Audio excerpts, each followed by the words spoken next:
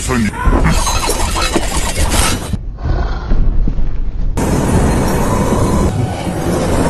这次大圣是风尊者，尊者都来了。敌人太甚！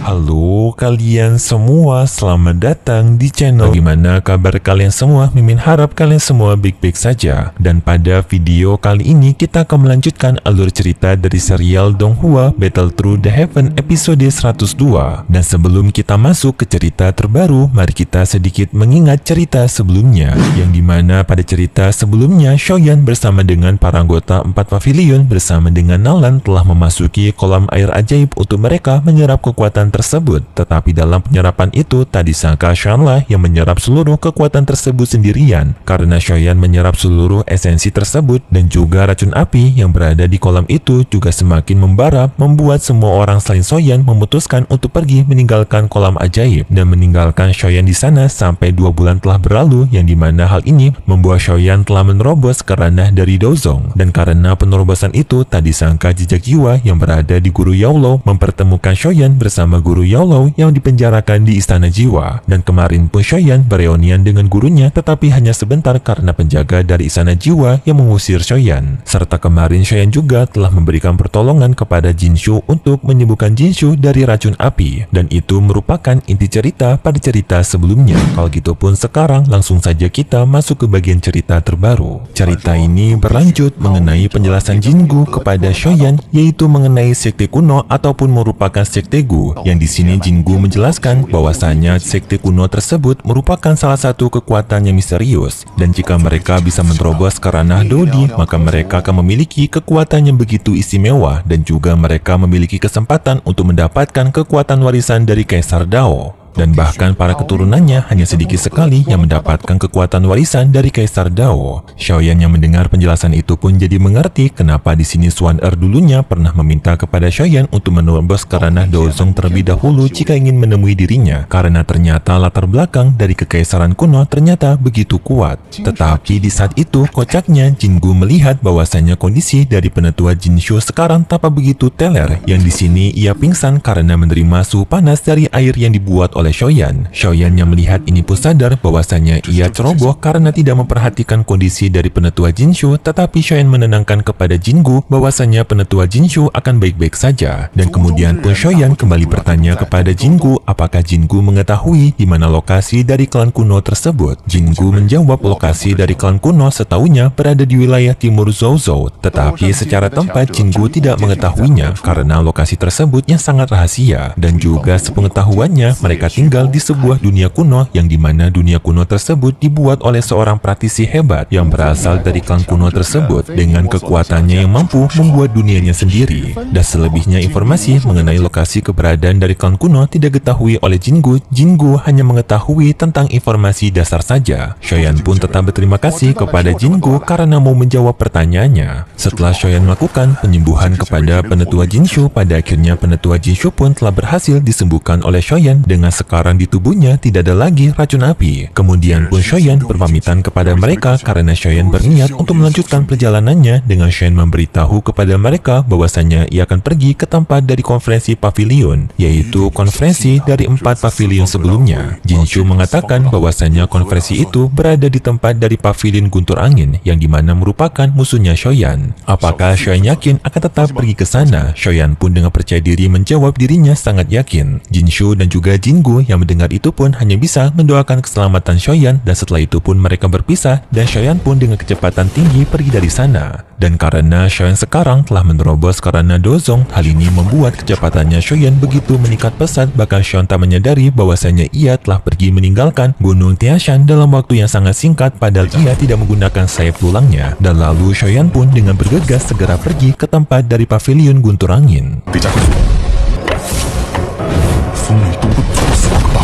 Singkat cerita, Shoyan pun telah sampai di tempat dari pavilion guntur angin yang di sini Shoyan cukup takjub karena tempatnya dipenuhi oleh guntur dan juga anginnya kencang. Sekarang juga Shoyan telah mengetahui alasan kenapa pavilion ini disebut dengan guntur angin. Setelah Shoyan memasuki pavilion guntur angin, Shoyan di sana melihat banyak orang juga yang berdatangan ke tempat ini untuk mengikuti kompetisi. Tetapi pada saat ini Shoyan tidak ingin ikut kompetisi karena Shoyan hanya ingin bertemu dengan Feng Zuzhen. Jadinya Shoyan untuk sementara waktu akan menutupi identitasnya menggunakan topeng dan juga jubah, mencegah dirinya agar tidak ketahuan oleh pavilion petir angin karena jika ketahuan maka dirinya akan langsung dihajar. Di sana Shoyan melihat adanya sebuah tes yang dimana tes ini diperlukan bagi para peserta jika ingin mengikuti kompetisi, maka mereka harus melewati tes ini terlebih dahulu. Dengan sang pengetesnya merupakan para tetua yang sebelumnya berada di samping dari Feng Qing'er, dan di sana juga penetua tersebut memberitahu jika mereka tidak berniat untuk mengikuti kompetisi dan hanya ingin menonton, maka mereka dipersilakan untuk naik ke jalan batu. Shoyan yang mendengar itu melewati jalan batu tersebut untuk pergi ke tempat penonton. Tetapi di saat itu salah satu penetua di sana melihat ke arah Shoyan dan ia merasakan kekuatan fluktuasi yang sangat hebat di tubuhnya Shoyan. Ia pun bertanya kepada Shoyan, apakah kau tidak tertarik untuk mengikuti kompetisi ini? Shoyan menjawab dengan dingin dirinya tidak tertarik untuk mengikuti kompetisi ini karena dirinya hanya ingin bertemu dengan seseorang saja. Dan setelah itu pun Shoyan pergi meninggalkan mereka. Singkat cerita, setelah Shoyan berada di tempat area penonton dari kompetisi pavilion petir angin, di sana Shoyan melihat adanya kedatangan dari penetua besar dari pavilion petir angin yang bernama Yang Mulia Lei,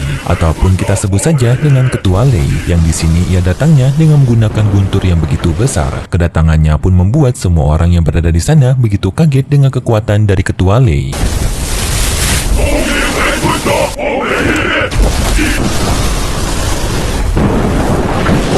Dan tidak lama kemudian ketua dari pavilion 1000 pedang juga telah sampai ke tempat mereka dengan ketua tersebut bernama Ketua Jian. Ketua Lei yang melihat kedatangan dari Ketua Jian cukup kaget karena tidak biasanya Ketua Jian datang ke kompetisi acara dalam waktu yang begitu cepat. Tetapi Ketua Jian mengacukan Ketua Lei.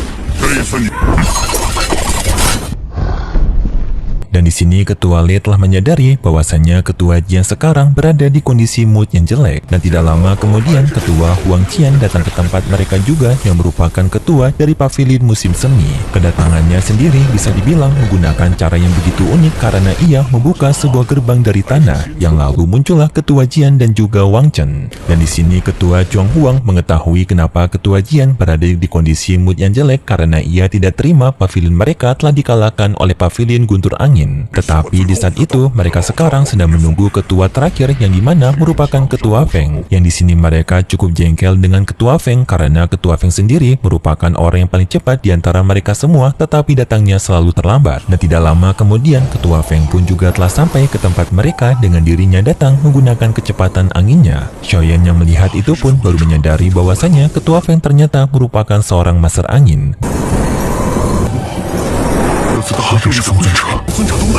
Dan di sini Shoyan merasa cukup bersemangat karena orang inilah yang nantinya akan bisa membantu dirinya untuk menyelamatkan Guru Yao. Setelah pertemuan itu, kompetisi pun akan dimulai dengan di sini Ketua Lei yang membuka acara pada kompetisi kali ini dengan ia memberitahu aturan pada kompetisi ini yang dimana para setiap murid akan saling bertarung satu sama lain, tetapi dengan satu aturan yang dimana mereka dilarang untuk menyerang lawan mereka yang telah menyerah. Jika lawan mereka telah menyerah, maka mereka diminta untuk berhenti bertarung, dan lawan yang kalah maka mereka akan dikeluarkan dalam arena pertarungan, dan pada pertarungan tidak ada boleh yang mengganggu. Dan kemudian pun pertarungan kompetisi telah dimulai, dan di sini semua peserta masuk ke dalam arena pertempuran.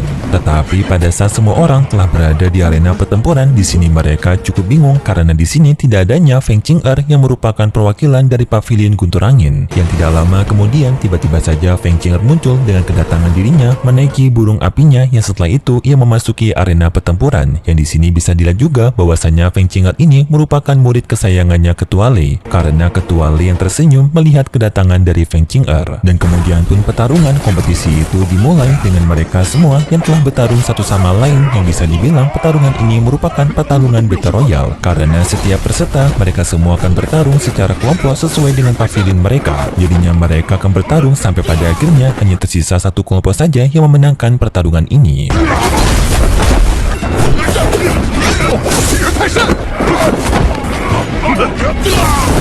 yang dalam pertarungan tersebut semua kelompok mulai menyerang satu sama lain begitu sengit. Pokoknya pertarungan di sini begitu sengit dan juga sampai membuat peserta lain juga merasa kebingungan karena orang yang terlalu banyak memasuki arena pertarungan. Mereka sampai bingung mana lawan dan juga mana kawan. Dan dalam pertarungan itu kelompoknya Wang Chen yaitu Pavilion Musim Semi. Di sini Wang Chen memberikan kode kepada para bawahannya untuk bertarung secara kasar atau bahkan bisa memberikan luka fatal kepada lawan mereka. Yang setelah itu pun para pihaknya Wang Chen bertarung secara bias kepada lawan-lawan mereka. Dan di saat itu juga Wang Chen menyuruh kepada para bawahannya untuk menyerang ke arah Feng Qing'er. Tetapi sayangnya Wang Chen dan juga para bawahannya tidak mampu melukai Feng Qing'er. Yang hal ini pun membuat Wang Chen menyadari bahwasanya kekuatan Feng Qing'er ini tidaklah biasa. Tidak hanya Wang Chen yang menyadarinya, Ketua Jian juga menyadari bahwasanya murid langsung dari Ketua Lei yaitu Feng Qing'er memiliki kekuatan yang begitu hebat. Tidak hanya Ketua Jian, Ketua Feng juga mengakui bahwasanya Feng Qing'er memang memiliki kemampuan yang tidak biasa. Pujian itu pun membuat Ketua Lei sedikit malu dan ia juga memuji murid-murid mereka termasuk murid dari Ketua Feng dengan mengatakan bahwasanya Qin Luan juga memiliki potensi yang hebat untuk menjadi pemimpin dari generasi muda Pavilion Bintang Jatuh mereka. Dan pada pembicaraan ini hanya Ketua Hong Chuan yang di sini ia menyadari bahwasanya murid didiknya yang paling lemah yaitu Wang Chen,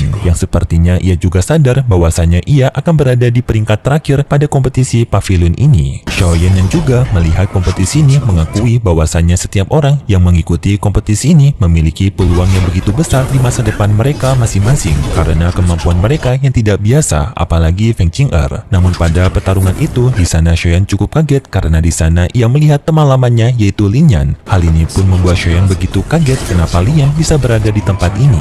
Dan Xiaoyan juga menyadari bahwasannya Lin Yan sekarang telah berada di ranah dari Dong Huang. Tetapi pada pertarungan tersebut Xiaoyan menyadari bahwasannya Lin Yan sekarang berada di kondisi yang begitu ngos-ngosan seperti ia sudah tidak sanggup untuk mengikuti pertarungan ini. Tetapi Lin Yan juga berada di dalam kondisi yang masalah karena ia berada di tengah dari arena pertarungan yang banyak orang masih menyerang dirinya. Apalagi di sini Lin Yan melihat bahwasanya ia jauh dari kelompoknya dengan berada di dekat dari kelompoknya Wang Chen, yang hal ini pun membuat Xiaoyan sadar bahwasanya Wang Chen memang telah sengaja menjebak Lin Yan untuk menjauhi kelompoknya agar mereka bisa menghabisi Lin Yan. Benar saja di saat itu Wang Chen berniat untuk menusukkan pedangnya ke arah Lin Yan, yang untungnya di saat itu dengan segera Xiaoyan menyelamatkan Lin Yan dengan membawa Lin Yan pergi. Tetapi para penjaga yang mengawasi pertarungan ini dengan segera mengepung ke arah Xiaoyan karena Xiaoyan tanpa izin telah memasuki arena pertempuran yang padahal ia bukanlah peserta. Pada saat ini juga Lin Yan menyadari bahwasanya pria yang telah menyelamatkannya adalah Xiaoyan, tetapi Xiaoyan meminta kepada Lin Yan untuk menjaga rahasia. Lalu Xiaoyan pun memberitahu kepada mereka semua bahwasanya Wang Chen sebelumnya berniat untuk melanggar aturan dengan berniat untuk menghabisi peserta lain, yang padahal peserta yang di sampingnya ini yaitu Lin Yan ia telah mengatakan menyerah tetapi Wang Chen tetap menyerangnya. Wang Chen pun menjawab bagi dirinya peserta seperti Lin Yan merupakan sebuah sampah yang jika mereka kehilangan mereka tidak akan kehilangan apa-apa. Jadinya bagi Wang Chen nyawanya Lin Yan itu tidaklah berharga. Mendengar hal tersebut pun membuat Xiaoyan merasa kesal dan ia pun menghina Pavilion Musim Semi mereka dengan mengatakan bahwasanya murid-murid dari Pavilion Musim Semi terlalu memiliki keegoisan yang tinggi. Perkataan tersebut pun membuat Ketua Hong Chuang merasa kesal kepada orang bertopeng itu dan ia pun meminta kepada Penetua Lei untuk memberikan hukuman kepada murid tersebut dengan menggunakan sambaran petir sebanyak 50 kali karena telah mengganggu acaranya kompetisi. Tetapi Ketua Feng dan juga Ketua Jian tidak setuju dengan hal tersebut karena di sini pemuda bertopeng itu dia tidak melanggar aturan tetapi ia justru ingin menegakkan aturan yang dimana Wang Chen sendirilah yang ingin melanggar aturan tersebut. Mendengar hal itu membuat Ketua Chuang Huang merasa tidak puas dengan jawaban dari ketiga orang ini, jadinya ia pun menantang kepada pria bertopeng untuk melawan Wang Chen terlebih dahulu. Jika ia menang maka ia akan membebaskan mereka berdua. Xiaoyan dengan berani menerima tantangan tersebut, tetapi setelah itu pun juga alur cerita dari serial Donghua Battle Through the Heaven episode 102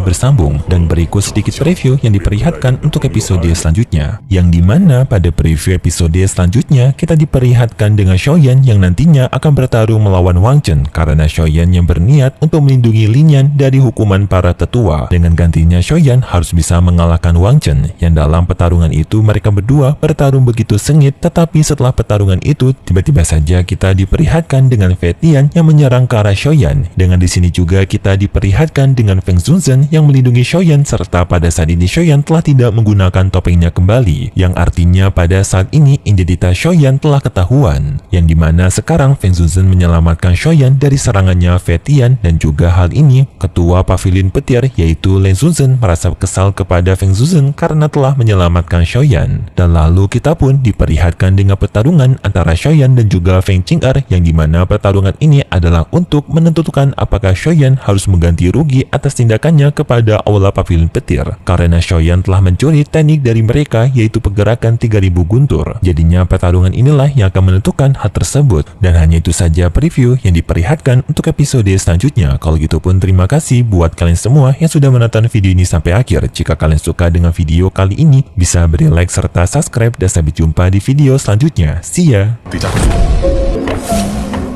风雷